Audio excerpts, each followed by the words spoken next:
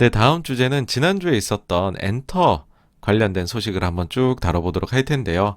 일단 7월 가온 차트 목요일에 나온 거, 그 다음에 YG 그룹이 이제 실적 발표했는데, 가온 차트하고 엮어서 말씀을 드릴 거고요. 그 다음 중국에서 각종 규제들 나오는데 이제 아이돌 관련된 얘기도 있어요. 요것도 한번 다뤄보도록 하고요. 그리고 멜론 차트 개편이 8월 9일에 있었습니다. 요거를 거의 안 보시더라고요. 거의가 아니라 아예 안 보시는 것 같은데 의외로 여기에서 좀 살펴볼 게 있습니다. 그래서 한번 체크를 해보고요. 그 다음에 곰보아 이사의 지분 매도 SM에서 요것도 한번 보도록 하겠습니다. 일단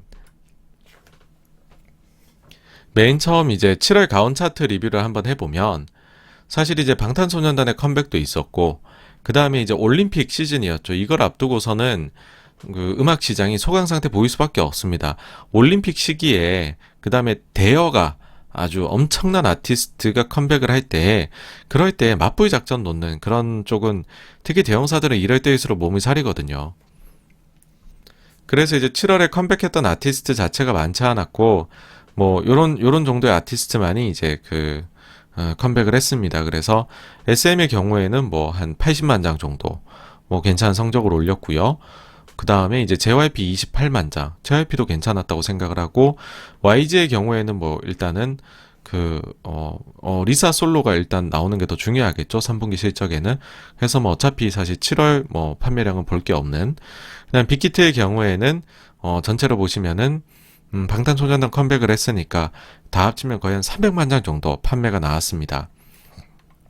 그래서 7월 거는 사실은 여러분들이 별로 보실 게 없다, 먹을 게 없다, 소위 말해서 이제 8월부터 본격적으로 대여들이 컴백을 하게 될 텐데 이제 올림픽 저희 끝났잖아요. 그러면 이제 그것들을 한번 눈여겨보시다라는 거고, 사실 또 8월보다는 9월에 또 지금 대여들이 많이 좀 대기를 하고 있습니다. 그래서 8, 9월 엮어가지고서 저희가 뭐 어차피 분기 기준으로 해가지고 실적이나 이런 것들은 바라보게 되니까 보셔야 되지 않나 생각을 합니다. 이제 가온 차트 월간 나오면은 구작 판매량도 저희 보고 있잖아요. 이제 구작이라는 거는 이제 발매가 된 지 3개월이 넘어간. 그러니까는 기존의 팬들은 3개월 안에 앨범을 다 샀을 것이다. 이제 새롭게 팬으로 유입이 된 사람이 3개월이 넘어가서도 앨범을 한두 장씩 사게 될 것이다. 그래서 찐으로 이제 그 가수의 팬덤이 신규로 증가한 것들을 보려면은 구작 판매량을 봐야 된다. 라고 이제 86번간 늘 말씀을 드리는데요. BTS의 경우에 이제 7월 달에도 24만 장을 팔아서 무난하게 역시 BTS입니다. NCT의 경우엔 빵이에요. 근데 NCT는 보면은 지금 이제 최근에 어쨌든 NCT 드림이 컴백하고 그 다음에 물량이 굉장히 기존 구작들이 많이 나갔습니다. 그래서 지금 보시면은 거의 사실상 앨범 수급에 문제가 생겼을 정도이지 않나라고 생각이 되고요. 8월달 것도 보시면은 네, 괜찮지 않을까 숫자가 그런 생각이 들고, 스트레이키즈도 지금 앨범이 잘 나가고 있습니다. 꾸준히 구작이요. 투바투도 무난히 잘하고 있고, 뭐 세븐틴도 네, 괜찮고요. 엑소도 이제 소위 말해서 컴백발이라고 하죠. 컴백하게 되면은 직전하고 달 컴백하는 달, 그때 사실 구작의 판매가 좀 증가하는데 이제 영향이 없어지니까는 구작 순위 이제 100위 안에는 들어오지 못했었고요. 판매량에서. 다음 트레저 조금 이제 한 6천 장 정도 구작을 팔렸고, 트와이스 그러니까 그냥 평균적으로 했습니다. 그 전달하고 비교를 해봤었을 때예요.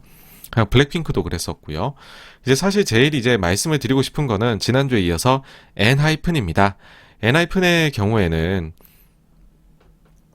작년도 4분기에 처음으로 데뷔를 했죠. 그래가지고서 구작이라고 말씀드리기도 지금 조금 애매하기는 해요. 예, 그러고 나서 이제 앨범을 2장을 냈으니까. 근데 이제 지금 올라오는 속도가 생각보다 빠릅니다. 지난번들에서는 구작 기준이 되는 것들 자체가 적었어요.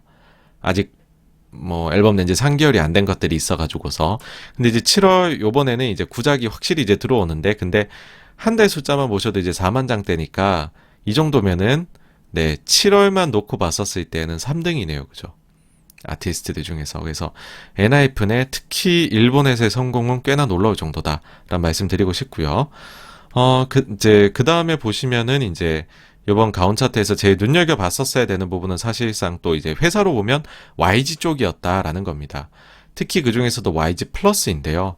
YG가 보시면은 이제 YG 위버스에다 YG의 이제 아티스트들이 위버스에 입점하는 그런 것과 함께 해가지고서 그 빅히트 쪽에서 하고 있던 음원이나 그 다음에 음반의 유통들 이런 것들이 이제 YG는 YG 플러스에서 하고 있는 거거든요. YG 플러스 로고 사업들을 다 가지고 온다. 그런 이제 서로 간에 계약을 맺었었죠. 그렇게 이제 YG하고 빅히트가 합의를 봤는데 이제 그거를 보고 뭐 지분이 들어오고 하는 것과는 별개로 그러면은 언제 스타트냐? 그렇게 음반 음원 유통이 YG 플러스로 넘어오는 게라고 하면 지난 4월 1일자였습니다. 그러니까는 1분기 때는 이게 하나도 안 들어왔고요. 2분기 때는 이게 모두가 들어왔습니다. 그래서 YG를 보시면요. 지금까지는 YG 플러스라는 회사가 YG의 음반 판매량 추이입니다. 13만 장, 16만 장, 82만 장, 168만 장, 98만 장 이렇게 유통을 했었는데 21년 2분기에는 이제 40만 장 정도 앨범 판매가 됐거든요.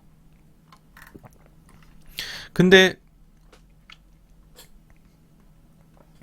이때 이제 빅히트 연합이라고 하면은 이제 빅히트 그 다음에 세븐틴이 소속이 되어 있는 플레디스라고 할 수 있습니다. 엔하이픈의 경우에는 여기 들어오질 않아요.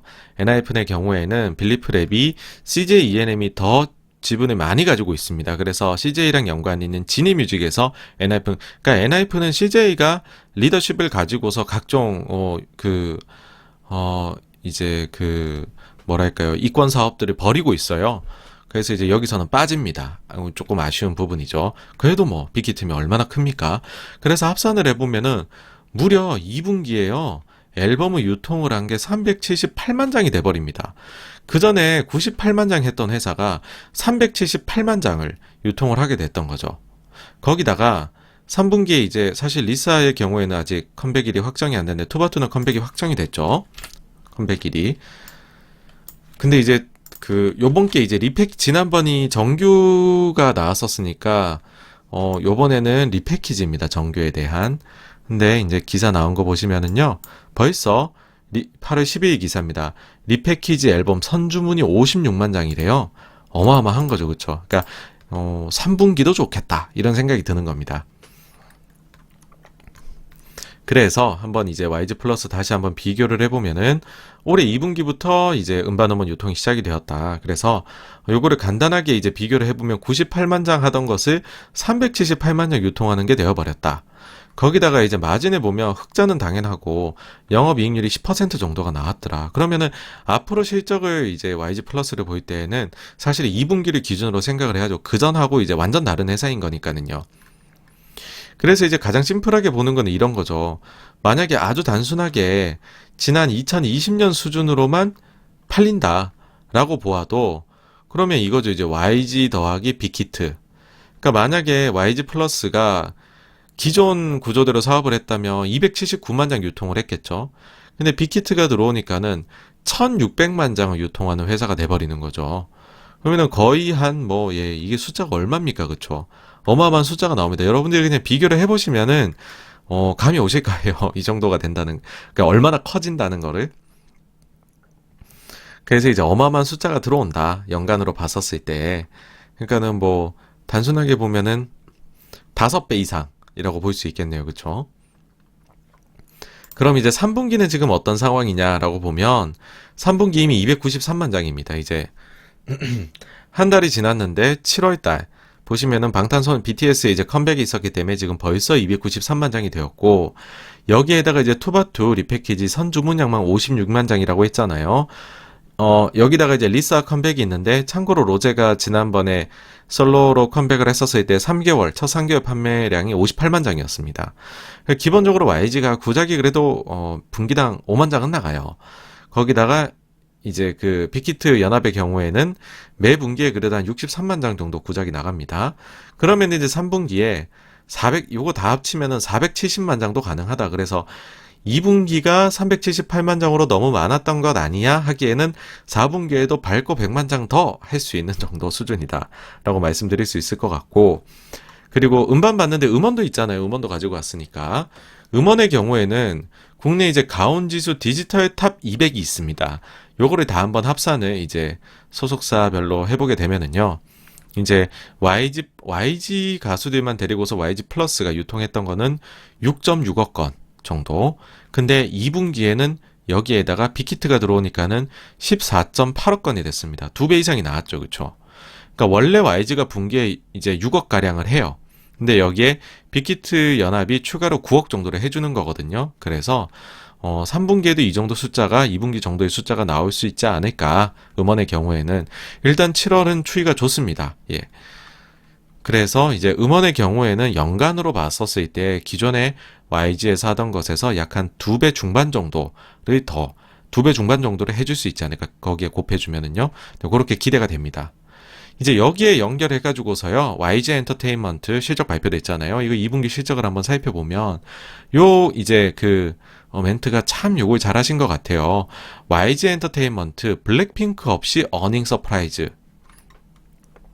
주요 라인업의 팬덤 규모 확대로 매출 체력이 강화되었다. 그래서 이제, 목표 주가도 상향을 하겠다. 이런 이제, 말씀을 하셨네요. 그래서 조금 더 한번 이게 무슨 말인가 저희가 들여다보면은요.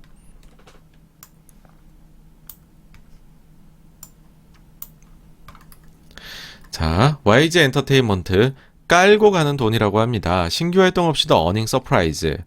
자, 강승윤 솔로 앨범 외에 신규 활동이 전무했음에도 매분기 인식되는 광고 모델료, 음원, 그리고 YG 플러스의 사업 확장 속에 호실적이 기대됐다.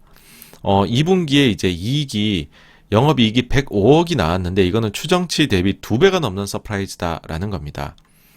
특이사항은 음원 굿즈 실적은 거의 줄어들지 않았다. 그 다음에 이제 구보, 신보 국내외 음원, 유튜브 광고 매출이 꾸준히 찍히고 있기 때문이다. 참고로 구구 유튜브로부터 받는 수익은 기존 대비 50억 원 커진 것으로 파악된다. MD도 꾸준한 판매로 깔고 가는 수익이다. 뭐 이렇게 이제 소위 말해서 깔고 가는 것들이 많다 이런 말씀을 하세요. 그러니까는 이 이야기를 엔터를 주시해서 보셨던 분들이라면 뭔가 데자뷰 같다는 느낌이 드실 겁니다. 그것은 바로 이제 한 분기 전이었죠. 2021년도 1분기 때 JYP 실적 발표할 때도 비슷한 멘트들이 많이 나왔었습니다. 이때 당시에 보시면 이제 JYP 엔터 해외 콘텐츠 매출 덕에 수익성이 개선되었다라고 적혀 있죠. 그러면서 이제 1분기 JYP의 영업이익은 138억으로 전년 동기 대비 늘었는데 이거는 시장 전망치 84억을 무려 64.4% 상회하는 어닝 서프라이즈이다. 사실 이제 애널리스트 분들께서 굉장히 많은 노력을 기울이시고 그리고 또 디테일한 분석 자료를 하셔가지고서 기업 실적들을 이제 예상을 하십니다. 근데 그것보다도 서프라이즈의 폭이 되게 크다라는 것들은 무언가 시장을 놀래킬 만한 요소들이 있다라는 거잖아요. 근데 이제 JYP의 경우에는 이때 당시에 이제 중국하고 음원 계약 갱신했던 거, 요게 이제 조금 더 들어왔었고, 유튜브 매출 많이 증가했었고, 그 다음에 이제 니주 관련해서, 그러니까 해외 쪽이라고 얘기한 게 니주죠, 니주.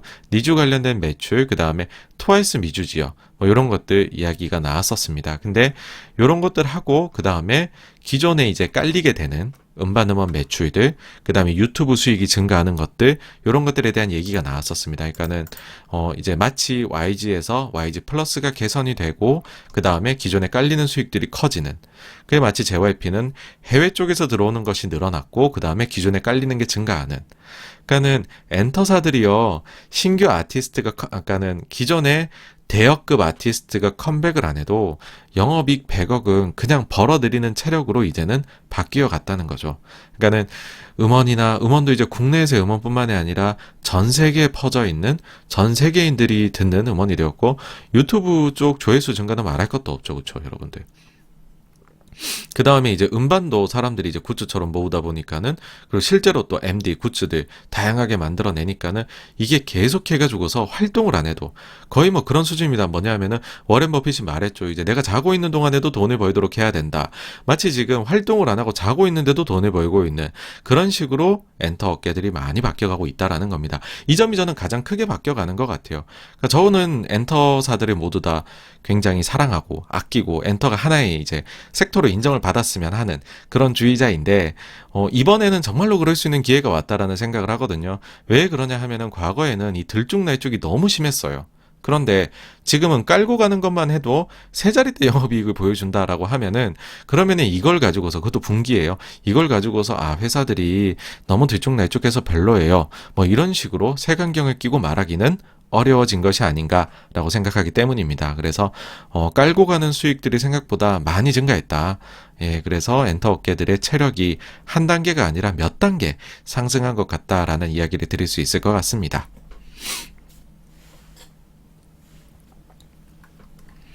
다음으로는 이제 중국 규제에 대한 부분입니다.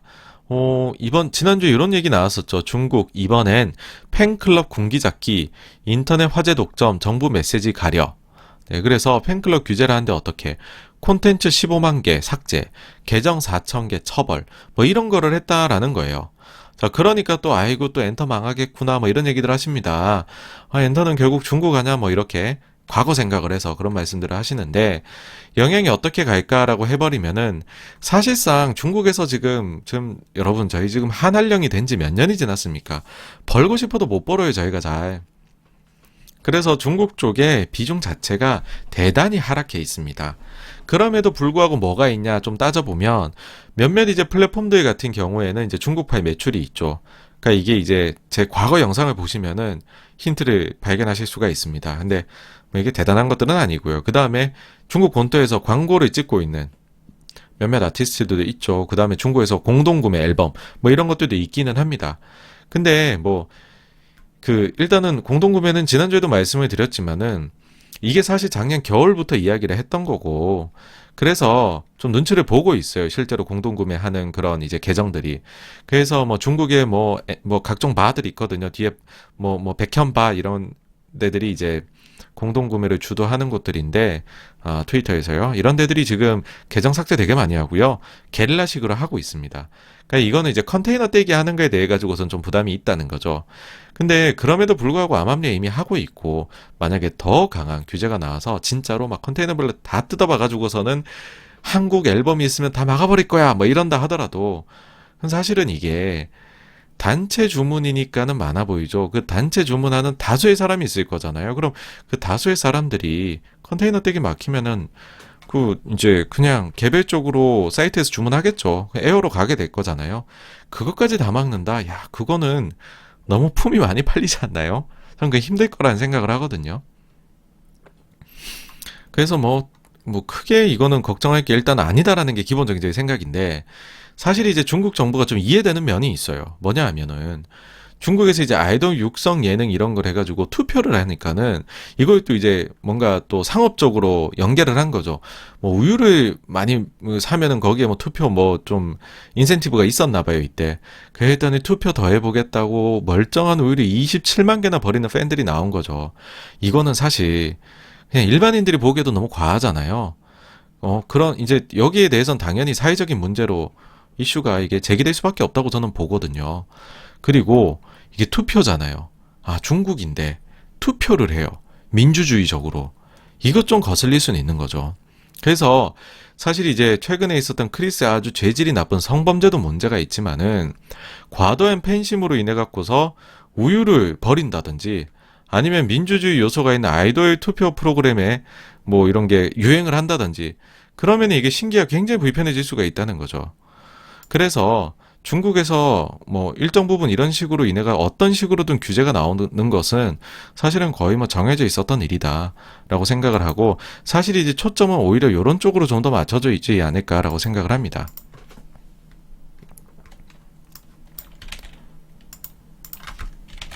그래서 이제 중국 쪽에서 이제는 좀 규제라는 게 이제 너무 많이 나왔잖아요. 너무 많이 나와가지고서 이거를 막 다 살펴보기도 힘든데, 재밌는 것도 나왔습니다.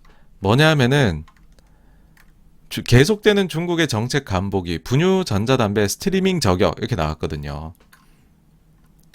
분유 쪽 한번 볼게요. 자, 6일 따르면은 중국 관영 신화통신은 아기 분유의 공격적인 광고에 대한 조사를 강화해야 한다고 촉구했다. 신화통신은 모유 수유보다 분유 소비가 증가한 것에 대해 분유 회사의 공격적 마케팅을 비난했다. 중국이 세자녀 정책을 새롭게 추진하는 가운데 신화통신에 이 같은 보도가 나왔다. 기술과 사교육 분야에 대한 중국 당국의 최근 공격 이후 중국 매체들이 당국의 규제에 대한 우려를 부추기는 와중에 분유업계가 새로운 희생자가 되었다. 이제 그래갖고 분유업체 주가들이 막 폭락을 했죠. 그 전날에는 어린이를 대상으로 한 성장 호르몬과 청소년의 전자담배 흡연 위험을 경고하는 2건의 기사를 내보냈다. 또 술 소비와 암의 상관관계에 관한 외국 연구를 인용한 보고서를 홈페이지에 올렸다. 그래서 성장 호르몬 제조업체 주가가 폭락을 했고요. 네, 그 다음에 전자담배 회사 주가도 내렸습니다. 그 다음에는 또 이제 이야기를 한 게 저속한 콘텐츠를 확산시키는 영상 스트리밍 플랫폼 사업 모델에 이의를 제기했다. 더 강한 규제를 가해야 한다라고 이제 얘기를 했습니다. 그래서 이것 또한 주가가 하락을 했습니다. 다른 것들은 100번 제가 그래도 사회를 좀 더 좋게 하기 위해 할 수 있구나라고 생각을 하는데, 사실은 이제 분유 광고를 했다고 해서 모유 수유가 줄어들고 애를 적게 낳나요? 이거는 중국 내에서도 굉장히 비웃음거리가 되고 있더라고요. 그죠? 네. 이게 제가 볼 때는 이런 생각 같아요. 그러니까 저는 이렇게 보입니다. 이제는 뭐냐면 너무 과도하게 이제는 실적 쌓기가 진행이 되고 있는 것 같아요. 중국 정부 VIP의 마음이 이런 것이니 밑에 이제 그 하부 부서에서, 그다음 아니면 언론에서 알아서 너네가 뭐 소위 말해가지고서 각종 규제안을 한번 내봐라 라고 하니까는, 여러분 분유 광고를 많이 해서 애기 적게 낳고요, 모유 수료를 안 한대요, 이런 논리까지 나오고 있는 거죠. 그래서 몇몇 것들은 이미 비웃음을 사고 있고 그런 쪽에 있어가지고서는 반대 여론에도 부딪히게 될 거다라고 생각을 합니다. 무슨 일이든 그렇잖아요. 일단 시작하면은 좀 과도하게 갔다가 너무 과도해, 그럼 사회가 또 반대급부로 인해 가지고서 거기서 또 약간 또 반대편으로 오게 되는 거잖아요. 그래서 일단은 뭐 이런 정도 얘기까지가 나왔으면 이제 그 규제 당국에서 아이디어로 생각하고 있던 것들은 모멘텀의 피크는 지났다라는 생각이 듭니다. 네. 저는 하여튼 저 분유 기상 굉장히 웃겼거든요. 그래서 조금은 이제 그 정말로 기업한테 영향을 줄 수 있을 만한 이야기 규제하고, 그 다음에는 소위 말해서 조금은 이제 과도한 실적 쌓기, 잘 보이기 위함, 그런 걸로 아이디어 차원에서 제기되는 것들, 이런 것들하고는 좀 비교를 하고, 실제 기업에 그런 것들이 이제 연계 안 될 수 있으니까요, 실적에. 그렇게 좀 나눠서 보셔야 되지 않을까라고 생각을 합니다. 그리고요, 이런 생각도 들더라고요. 엔터 쪽에 이런 기사들을 보면서 그러면 아이돌 육성 프로그램도 하면 안 되고, 그 다음에 이제 뭐 우유 이런 것들은 뭐 당연히 하면 안 되는 짓이고, 성범죄도 하면 안 되죠. 안 되기는 한데, 근데 저런 규제들이 나온다. 저속한 영상을 뭐 유통하는 그 뭐랄까요, 그 뭐 스트리밍 이런 것까지 막는 얘기를 한다. 이런 식으로 규제를 좀 이제 엔터나 콘텐츠 쪽에 하겠다는 거잖아요. 그러면 여기서 잠깐 이렇게 규제를 하는 게 과연 한국 기업들한테 정말 나쁜 걸까라는 생각을 우리가 해보자는 거죠. 그런 거를 물으세요. 제가 이제 뭐 굳이 왜 이런 데 꽂혀있냐, 인터넷 콘텐츠에. 그래서 제가 좋아하는 이유를 말씀드리면 그거거든요. 장기적으로 봤었을 때 우리나라의 정말 많은 산업들은 신흥국들한테 우리가 다시 이제 따라잡힐 것 같다. 자본력이든 저임금이든 여러 가지 이유로요. 근데 엔터 콘텐츠는 쉽게 안 따라잡힐 것 같다. 그 이유가 우리하고 경쟁하는 데들 봤었을 때 일본 같은 경우에는 아티스트나 감독 등에 대해 가지고서 소위 말해서 콘텐츠의 질적인 부분에 기여를 하는 사람들에 대한 배분이 극악으로 적습니다, 여러분. 그래서 이들이 사실은 실력을 쌓고 글로벌로 나가고 열심히 해야 돼 인센티브가 거의 없다고 보시면 돼요. 그러니까는 일본 쪽은 우리하고 경쟁이 잘 안 되는 거죠. 오히려 우리나라 쪽의 아티스트들이 해외에서 성공을 하는. 물론 이제 이게 그 애니메이션으로 가면 얘기가 달라지죠. 예, 그쪽은 일본이 정말 잘하지만 이제 음악이나 이런 쪽에 돼 있어서 상업화 그런 영역으로 들어가게 되면은 일본은 사실 한국을 못 따라옵니다. 이런 이유들 때문입니다. 배분을 제대로 안 합니다. 중국의 경우에는요, 자본력도 어마어마하고 자체적인 시장도 굉장히 크잖아요. 그래서 모든 걸 할 수 있을 것 같지만은 규제 때문에 안 됩니다. 무슨 말이냐면, 여러분 영화를 보러 갔어요. 검의투성이면 이게 재미가 있습니까? 그리고 검의투성이면 이게 과연 글로벌한 경쟁력을 갖출 수가 있을까요? 결국에는 자국 산업을 키우겠다라고 혹은 자국의 문화를 지키겠다라고 규제를 하는 거지만, 그것은 글로벌 시장의 기준으로 봤었을 때에는 끊임없는 경쟁력 약화를 불러올 수밖에 없거든요. 그렇다는 말은 반대로 오면 한국의 경우에는 경쟁자 하나가 없어져 버리는 꼴이 됩니다. 사실 중국이 정말 마음먹고 키우면 저희 힘들어질 수 있거든요, 장기적으로. 근데 중국이 알아서 규제를 이렇게 해주세요. 알아서 자기네 경쟁력을 낮추려고 이렇게 노력을 하고 있습니다. 최근엔 더 노력을 하고 있네요, 그쵸? 그리고 또 한 가지 말씀드리자면, 크리스 같은 사례. 지금 이제 본보기로 아주 높은 처벌을 매기겠다는 얘기를 하죠, 그쵸, 여러분? 근데 그러면은 이런 게 되는 거죠. 크리스의 경우에는 사실 원래 SM이었고, 지금도 뭐 소속사 그럼 SM으로 나오긴 하지만 이미 런해서 아무것도 지금 그 연결고리가 없는 거잖아요. 크리스는 이제 가가지고 자체적으로 엔터사를 차려가지고서 본인이 이제 굉장한 수익을 기록을 하고 있죠. 이런 사례들이 이제 그 뒤에 많이 나왔었죠. 근데 보십시오. 이제 한국에서 데뷔해서 런해서 중국 가요. 그게 중국에 성공을 해요. 근데 이게 나중에는 어마어마하게 공산당의 규제를 당한다? 혹시나 내가 뭐 이런 좀 뭐 범죄를 저지른다 이런 상황을 한 가정을 해보죠. 그러니까 무슨 얘기냐면 만약에 그러니까 크리스의 경우에 지금 범죄질이 너무 나쁩니다. 이거는 두말할 나위가 없어요. 이거는 어떻게 뭐 구제불능인 건데 그게 아니라 애매한 경우가 되는 거죠. 애매한 경우. 가령 이제 뭐 작년 재작년만 해도 중국에 있는 몇몇 배우들이 뭐 탈세를 했다라든지 이런 걸로 인해 가지고서 몇 달 동안 소식이 끊기고 이런 일들이 있었잖아요. 그쵸? 근데 그러니까 이런 식으로 이제 과잉 규제가 이제 나올 것이 그러니까 이런 식으로 보면 지금 뭐 규제하는 것들 보면은 앞으로도 과잉된 그런 규제가 나올 것이 분명한데 정말로 런하고 중국 기획사에서 데뷔하고 이런 걸 하고 싶을까요?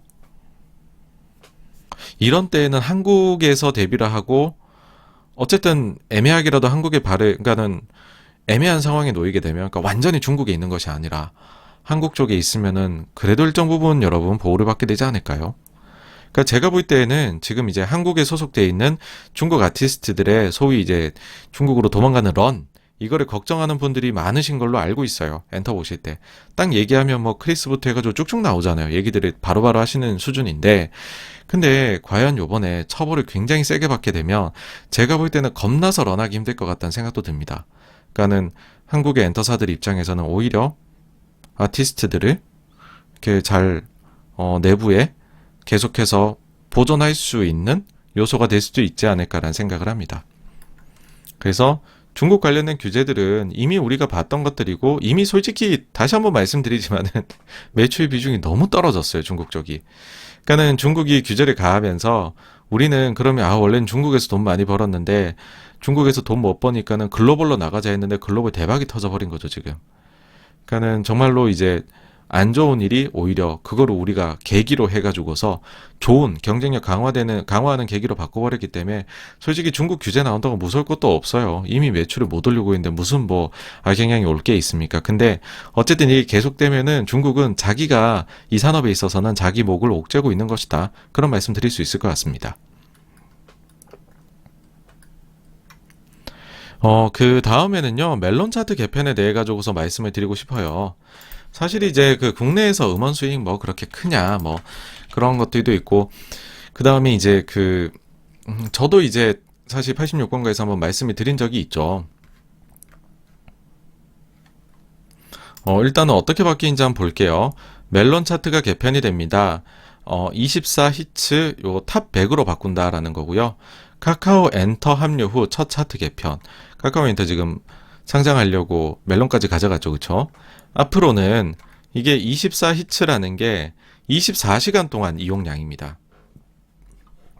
그 다음에 원래는 뭐 실시간으로 뭐 지붕킥 막 이런 것들 나왔던 거, 소위 말해서 줄 세우기 했었잖아요, 앨범을. 그럼 이제 1시간 이용량이었죠. 근데 이제 원래는 1시간 이용량 가지고서 순위를 매기다가 이렇게 해버리니까는 여러 가지 부작용들이 있었다라는 거죠. 그래서 24시간으로 100%로 바꿨었어요. 그러니까는 이제 1시간에 하게 되면 매 시간마다 극성 팬들은 이제 계속 이제 1시간마다 계속 똑같은 노래를 반복해 들을 거잖아요. 근데 그렇게 해봤자 24시간에서는 그게 1회로밖에 기록이 안 되는 거죠. 근데 이제 소위 말해서 팬덤형 가수가 아니라 이제 조금 국민적 가수다. 그러면은 매 시간 그 노래를 한 번씩 듣진 않아요. 근데 하루에 한 번은 듣고 싶어요. 그러면은 그런 가수들이 과거 같으면은 그 가수가 24번, 그러니까는 이제 팬더명 가수가 24번, 요 가수는 그 한 시간 중에 한 번만 기록이 되는데 이젠 똑같이 이제 24시간에 한 번씩이 들어오는 거죠. 그래서 팬더명 가수들이 좋은 성적을 올리기가 힘들어졌었습니다, 여러분.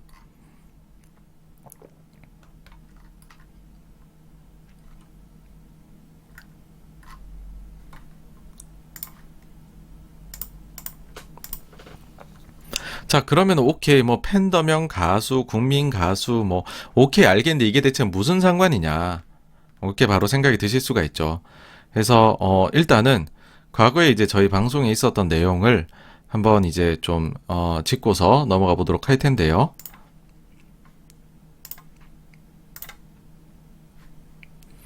네, 이제 6월 12일 날에 했던 라이브 방송 내용인데, 자, 요때는 이런 거 있죠. 이제 멜론 순위를 너무 중요하게 보지 마시라. 좀 중요하긴 하지만 집착은 말자. 뭐 이런 얘기 했습니다. 왜냐면, 이제 예전에 이런 일들이 많았죠. 멜론에서 기계픽이다, 사재기다, 이런 논란이 엄청 되고, 뭐 시사 고발 프로그램에도 나왔었습니다. 그러다 보니까는 수많은 아이돌 팬들이 기계픽, 사재기한테 지니까 열받는 거죠. 그래서 멜론에 떠났어요. 그러니까 멜론이 이용자 수가 점점점 줄어들기 시작을 했었죠. 예? 그렇게 되다 보니까는 멜론이 궁여지책으로 내놓았던 게 24시간 히트로 바꾸게 됩니다. 사재기 기계픽을 잡겠다라는 거죠. 그러니까 과거에는 1시간 단위로 돌리니까는 원래는 아이돌 팬들이 야 여기서 1등을 해서 팬덤의 힘을 보여주자 막 했는데 기계는 못 당했던 거죠. 기계한테 치게 되니까는 이용자 수 자체가 일단은 줄어들었던 그런 일이 있었습니다. 실제로 이제 기사를 한번 그때 당시에도 저희가 봤었는데 오늘도 한번 이제 보여드리면은요.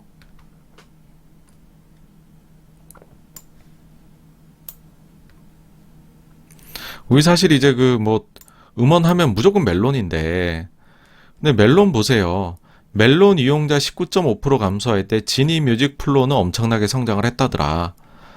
그래서 보시면은 이제 그 월간 이제 이용자 나오죠. MAU 월간 순 이용자. 자, 지난 10월에 기준으로 보게 되면 멜론의 경우에는 이제 600만이 깨졌다. 반면 업계 2위인 지니뮤직이 어느새 절반 300만까지 따라왔고 플로우 같은 경우에 어마어마한 성장이네. 62.5% 203만이 됐고 유튜브 뮤직은 5배가 늘어서 164만이 됐다. 야 이거 멜론이 과거에 SK텔레콤에서부터 시작을 해가지고서는 굉장히 어마어마한 지배적 사업자였는데 진짜로 이제 아이돌 팬들하고 다 떠나버리니까는 이용자 수 자체가 많이 줄어들었던 거죠. 그래서 과거에는 1위를 하면 이용자 수가 100만이 넘었었어요. 보세요. 아이유 같은 경우에 120만 막 이렇게 나왔거든요. 근데 지금은 1위를 해도 이용자 수가 50만 명대로 줄어들었다라는 거죠. 심지어 120만이 넘었었던 아이유의 경우에도 지금 컴백하면 이용자 수가 40만 명대 수준이라는 겁니다. 자, 그래서 이용자가 많이 줄어들었던 요 멜론이 이용자 수를 다시 늘리기 위해서 이제 그 차트 개편을 한다는 거죠. 네. 자, 다시 한번 말씀드리지만 무한 스트리밍, 다운로드하는 경쟁이 사실상 무의미해지다 보니까 멜론의 이용자 수가 급격히 줄어들었었다. 특히나 여기다가 이제 상장까지 앞둔 카카오 엔터에 합쳐진 멜론이 멜론의 입장에서는 다시 이용자 수를 올려야 되는 이제 과제가 주어졌다. 그럼 어떤 게 제일 좋을까라고 하면은 제일 쉽게 떠오를 수 있는 게 떠나간 아이돌 팬들을 돌아오게 하자. 그러려면 아이돌 팬들에게 경쟁을 다시금 부추기게 하는 요소를 넣자. 그건 뭐냐? 1시간 넣는 거죠.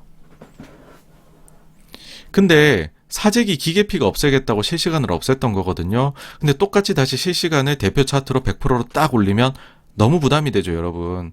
그러다 보니까는 이제 이게 그 좀 눈치가 보이니까는 야, 그러면 우리가 새롭게 얘기했었던 24시간하고 1시간 반반의 섞자. 역시 이게 애매할 때는 반반 섞는 게 제일 좋죠. 그렇죠? 그래서 이제 반반 섞는 걸로 나왔습니다.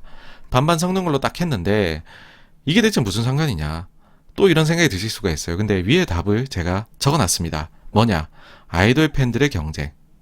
아이돌 팬들이 이용자로 돌아오게 될 것이죠. 그러면 아이돌 아티스트들의 곡이 이제 멜론 차트 최상위권에 여러분들 포진하게 될 겁니다. 최근에는 별로 포진 못했었어요. 근데 최상위로 아이돌 곡들이 간다는 거고 이 말은 뭐가 되느냐? 이제 저희 주식하는 입장에서는 소위 말해서 이제 그 사세라고 불렀잖아요. 그러니까 뭐 아이돌은 뭐 듣는 애들만 들어 팬덤향이라서 그런 그들만의 세상에 이렇게 얘기를 했는데 이게 멜론에서 1등을 하며 아 저게 대중성 있는 곡이었구나 막 이런 식으로 이제는 착각을 하게 될 수도 있다라는 거죠. 9일부터 개편이 됐잖아요. 5대5로 넣겠다라고 했는데 이게 근데 이제 그 제가 그냥 보여드릴게요.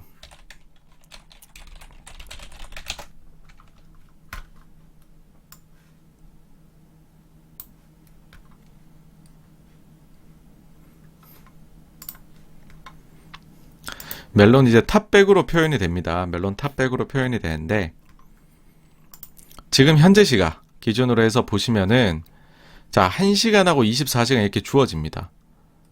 자 그러면 여러분들 이런 생각 드시죠? 그럼 차트를 반반 넣는다 했는데 어떻게 넣는 거지? 둘을 합쳐서 그냥 49만 6천 뭐 이렇게 되는 건가? 라고 하는데 그러지가 않습니다. 예.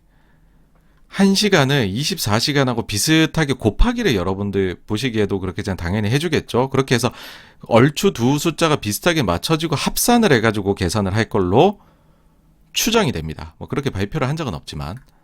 그러면은 그 가중치라는 게 소위 1시간 숫자에 얼마의 가중치를 두는지를 저희가 이제 소위 말해서 노가다로 요거를 발견을 해낼 수가 있겠죠. 그러려면은 이제 그 24시간 기준으로 한번 볼게요. 24시간의 높은 곡들이 보통은 1시간도 많고 상위권에 있어요. 근데 자 보십시오. 방탄소년단 PTD 같은 경우에는 24시간이 32만 8천 명이 들었대요. 태연의 위켄드 같은 경우에는 33만 9천 명이에요. 태연의 위켄드를 24시간 동안에는 더 많은 사람들이 들었으나 실시간으로 듣는 사람이 방탄소년단이 4천 명이 더 많기 때문에 여기에서는 보시면 11,000명 차이 나죠. 여기서는 4,000명이 차이 나죠. 근데 순위가 뒤집어졌다라는 거죠. 요런 사례들을 몇 가지 찾아서 가중치를 제가 한번 노가다로 구해봤어요. 가장 극단적인 예는 여기에 있습니다, 여러분. 이제 나만 믿어요. 임영웅. 네. 이제 중년의 분들을 소위 말해서 스트리밍, 무한 스트리밍의 세계로 빠지게 한 분이시죠. 아주 대단합니다. 보면은 지난 24시간 동안 들은 횟수가 11만 6천 명이 들었대요. 근데 그 밑에 있는 곡이 19만 5천 명. 그 밑에 곡은 22만 3천 명, 21만 9천 명, 21만 명, 11만 명이 넘어섰습니다, 이거를. 근데 1시간의 차이를 보시면은 요 차이는 지금 거의 한 8만 명이 차이 나잖아요. 근데 실시간 1시간 동안에는 6천 명도 지금 차이 안 나죠. 5,700명 정도 차이 나죠. 5,700명이 차이가 나면 실시간에서 24시간에서 8만 명이 뒤집을 수 있다라는 게 되는 거죠. 그렇죠, 여러분?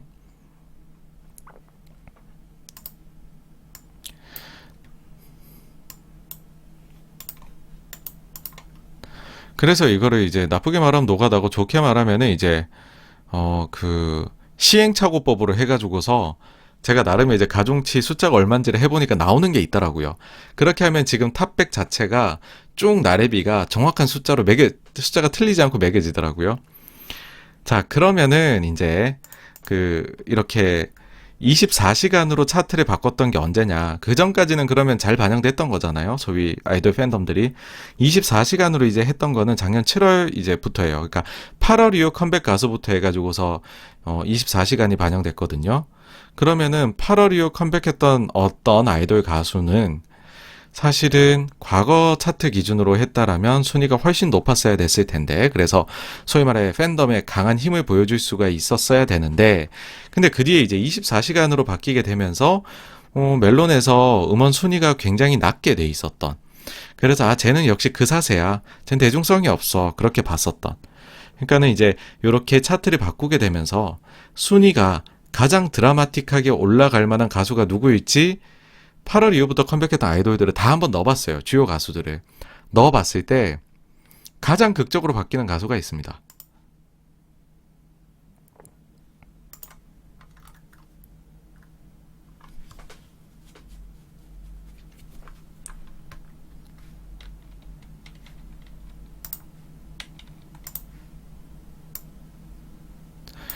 일단 이제 제가 요거 숫자 같은 경우에는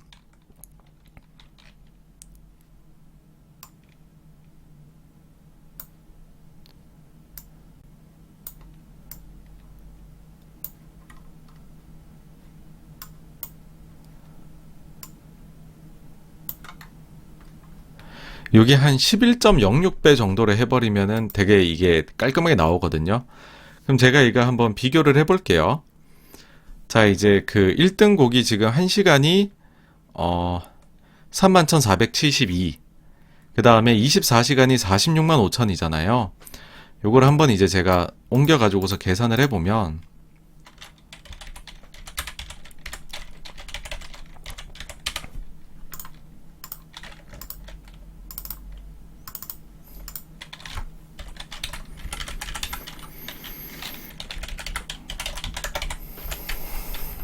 참 이제 별거에 나옵니다. 그죠?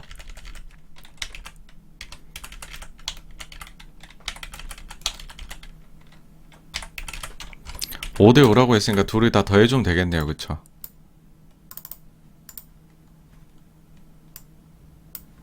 그럼 현재 1위 곡의 스코어가 이 정도가 나와요.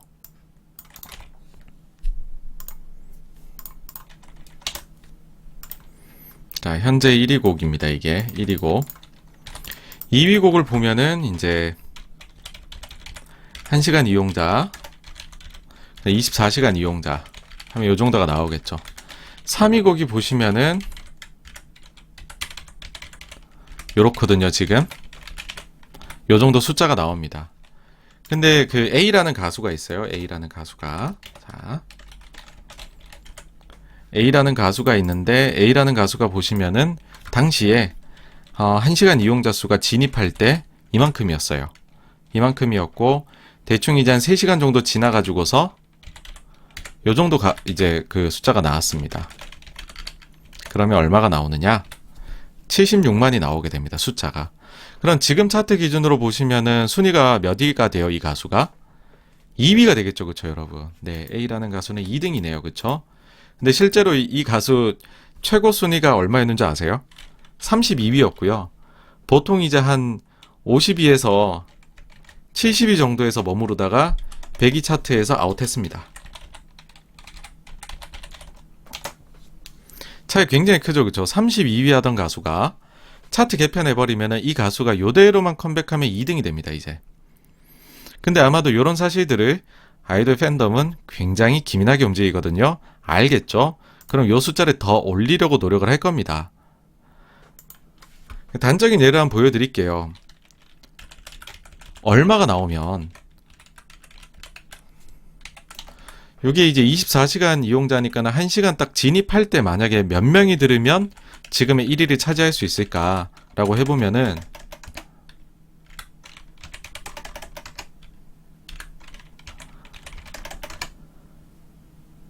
67,500명이 되면 1시간 만에 바로 1위 들어가겠네요. 이제 순위 바뀌고서. 지금은 24히츠이기 때문에 진입하자마자 1등 못하거든요. 아무도. 누적이 돼야 되니까. 진입에 막 벌써부터 46만 명씩 듣고 이런 가수는 없어요. 그러니까는 이제 현실적으로 봤었을 때는 이게 하루 있어야지 막 24히츠에 겨우 들어가고 이런 식인데 이제는 여러분 6만 명 후반만 1시간 동안 들어주시면은 바로 차트 1위도 가능합니다. 그러면 우리는 이 가수가 와 인기 진짜 많은 가수다 이렇게 착각을 하게 되겠죠. 요 가수가 누구냐면 NCT입니다. NCT 드림 맛. 그 앨범이 순위가 이렇잖아요.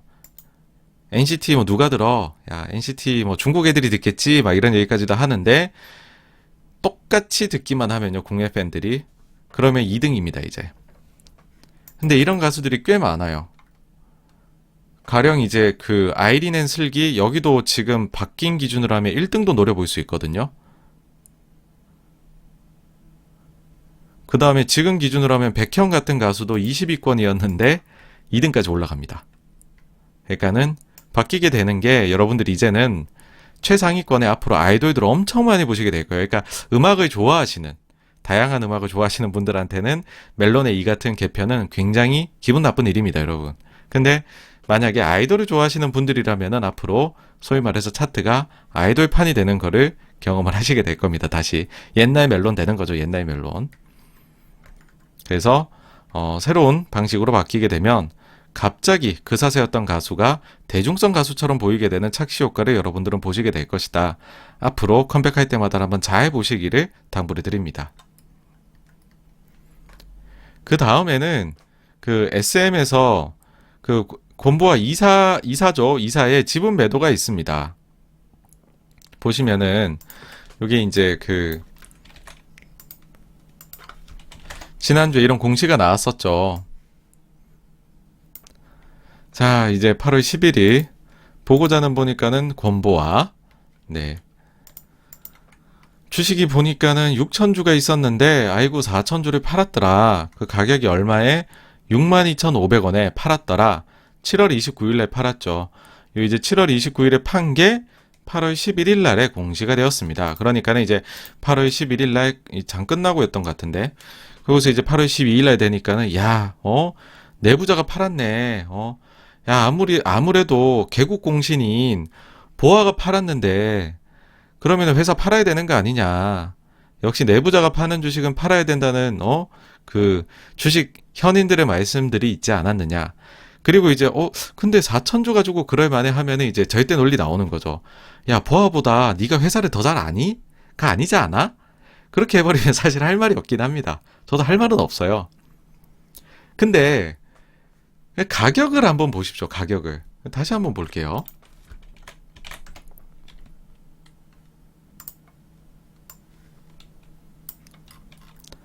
가격을 보시면은 7월 29일에 62,500원입니다. 여러분들 SM이 최근에 15%가 오른 날은 그 뒤죠. 지금 주가가 다시 빠져서 65,300원인데 근데 7월 29일날 팔고서 8월 4일날에 71,900원까지 갔었거든요. CJ 이슈가 나오면서 조금 마음이 그렇더라고요. 분명히 내부자인 보아인데 CJ 거는 몰랐나 봐요. 그러니까 그 전에 팔았겠죠. 그러니까 이게 이제 어떤 얘기를 드리고자 하는 바이냐라고 얘기를 드리자면 사실 이제 보아하고 그 다음에 강타에 대해 가지고서는 계속해 가지고서 회사에서 스톡 옵션을 이제 그 지급을 하고 있습니다.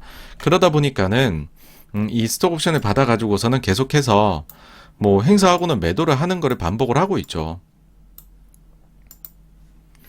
이게 이제 7월 달에 나왔던 기사인데 이따에 보시면은 가수 강타 보아 SM 스톡 옵션 행사 후 매도 얼마 벌었나 해가지고서는 이제 과거에 팔았던 것들 쭉 이제 한번 이제 해본 거죠. 그래서 이제 강타 보아가 2018-19년 스톡 옵션 행사를 통해 17,000주씩 획득한 뒤 이내 장내 매도하는 방식으로 2억 5천만 원과 2억 9천만 원 가량의 수익을 현금화한 것으로 나타났다라고 합니다. 그러니까 사실은 이게 그전에도 있었던 거예요. 근데 왜 이번에 주목을 받느냐? 그전엔 SM 주식에 주목을 안 했거든요. 근데 이번에는 SM 주식이 주목을 받고 있거든요. 그러니까 지분 매도한 것도 보이는 거예요. 이제 이거를 우리가 내부자 정보를 가지고 내부자니까 더 잘 알고서 매매를 하는 거다. 이렇게 얘기를 하려면 매수도 있어야 돼요, 사실. 매도만 하는 내부자 매매는 없거든요, 여러분. 내부자가 진짜로 정보 매매를 하려고 한다? 내가 그걸 잘 알고서 우리 회사 같이 잘하고 있고 어떻게 될지 아니까는 시중에 떠돌아다니고 있는 뉴스하고 차이를 잘 알아서 매매를 한다? 라고 하려면은 매수도 했다가 매도도 했다가라고 해야 합니다. 근데 사실 이 두 분은 주식을 장내 매수를 하신 적은 없습니다. 오로지 스톡 옵션으로 받고 그래서 이거를 이제 행사를 하고서 그냥 매도를 하는 것 뿐이에요. 그러니까 그냥 때 되면 매도 나온다. 그냥 그렇게 보시는 것이 타당합니다. 그러니까 이게 사실은 뉴스거리가 될 게 아닌데 요즘 워낙 엔터 관련 특히 SM이 이제 막 너무 뜨거웠다 보니까는 이런 것들도 꽤나 이게 뉴스거리가 되더라고요. 좀 신기하다고 생각을 했었고요. 그리고 이미 86권가에서 이 내용을 다뤘었더라고요. 의외로 엔터업계 종사자들이 자기 회사 사정을 잘 몰라서 주식 매매를 잘 못하더라 라는 얘기를 과거에 드린 바가 있습니다. 예, 이미 이제 7월 3일 날에 라이브 방송에서였는데요. 이때 보시면은 이때 박진영 PD의 지분 매각이 있었죠. 7월 1일 날에 블록딜 매도를 했었는데 요 이제 매도한 거 한번 볼게요, 또. 자, 이때 당시에 꽤 크게 매도를 했죠. 근데 이제 그 보유 주식이 2.5% 가량이었고 근데 이제 이유에 대해서 전 뭐 그냥 뭐 당연한 것 같다. 왜냐하면 담보대출 이제 해소도 해야 되고 하니까. 근데 이제 그 요때도 이제 우려들이 많았죠. 야, 박진영 PD 대주주가 파는데 회사가 안 좋은가 보다. 지금 꼭지네. JYP 이제 주가 안 되겠네. 막 그런 얘기도 하셨죠. 일부에서. 요때 당시에 처분 단가가 41,230원입니다. 네. 41,230원. 근데 이제 41,230원인데 현재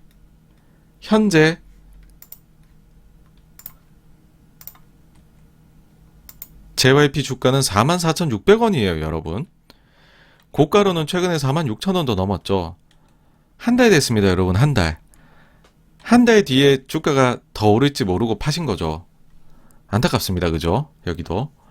그러니까는 이제 다시 한번 말씀을 드리지만 이쪽 사정이라는 것 자체가 그러니까는 뭐 다른 소위 말해 제조업이고 수주 베이스고 이런 산업에서 보셨던 것과 같이 내부에서 어떤 것들을 회사 내부자들이 더 잘 알아서 꼭지에서 막 팔고 나오고 매매를 잘하고 제가 볼 때는 엔터는 그래도 어쨌든 흥행이고 예상 밖의 요소들이 회사들도 많거든요. 그래서 그런 점들을 잘 알고서 매매를 하는 것은 사실 과거에 그런 사례 못 봤어요.